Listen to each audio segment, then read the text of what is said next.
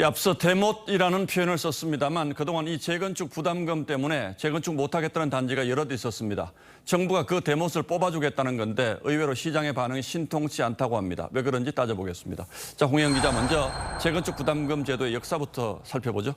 네, 16년 전인 2006년 9월에 처음 도입됐는데요. 예. 이후 2012년부터 5년간 유예되다가 2018년에 부활했습니다. 제도를 만들 당시보다 집값이 크게 오른 데다 재건축 대상도 달라져서 이 현실성이 떨어진다는 지적이 많았습니다.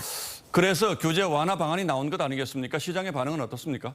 네, 현장 얘기를 들어보니 방향 자체는 나쁘지 않지만 그렇다고 분위기를 확 바꿀 정도는 아니라는 평가가 많았습니다. 예, 정부는 부담금 면제 금액을 1억 원으로 높이고 그 부과 구간을 넓혔지만 이 부과율은 50% 그대로 유지했습니다. 전국 73개 재건축 조합은 부과율 상한을 25%로 절반은 낮춰야 한다고 요구했는데 받아들여지지 않은 겁니다.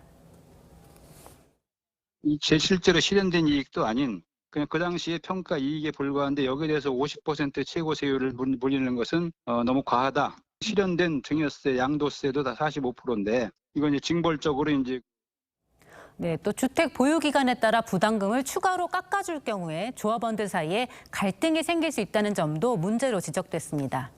자, 그리고 국회 문턱도 아직 남아있는 거고요. 네, 재건축 부담금은 국회에서 법률을 개정해야 합니다. 이 다수당인 민주당의 동의가 필요하죠. 재건축 초과이익 환수제는 문재인 정부가 강하게 추진했던 규제인 만큼 이 개정안 통과까지 난항이 예상됩니다. 이런 문제들을 다 알고 있기 때문에 시장의 반응이 별로군요. 네, 전문가들은 이번 개편안이 국회 관문을 넘더라도 이 서울이나 수도권 주요 재건축 시장엔 큰 변화가 없을 걸로 보고 있습니다. 이 지방 일부나 수도권 외곽은 감면폭이 크지만 서울, 강남 등 재건축 부담금이 큰 단지는 감면폭이 상대적으로 작기 때문입니다. 이 국토부는 전국 84개 단지 가운데 38곳의 부담금이 면제될 걸로 봤는데요. 지방의 경우 32개 단지 가운데 21곳이나 면제됩니다. 결국 재건축을 장려해서 주택 공급을 늘리겠다는 게 이번 조치의 취지일 텐데 결과적으로 보면 효과가 크진 않을 수도 있겠군요. 네, 경기가 가라앉고 금리가 계속 오르는 상황도 한몫을 하고 있습니다. 이자 비용과 사업 기간을 따져보면 부담금을 줄여주는 정도로는 재건축이 활발히 진행되긴 힘들다는 지적이 나옵니다. 지금처럼 재건축 사업의 자금 조달이나 금리 같은 것들이 불확실한 시점에서는 단순하게 제초안을 이 정도 완화했다고 해서 재건축 사업이 크게 탄력받을 것이라는 가능성은 크지 않다고 보는 게.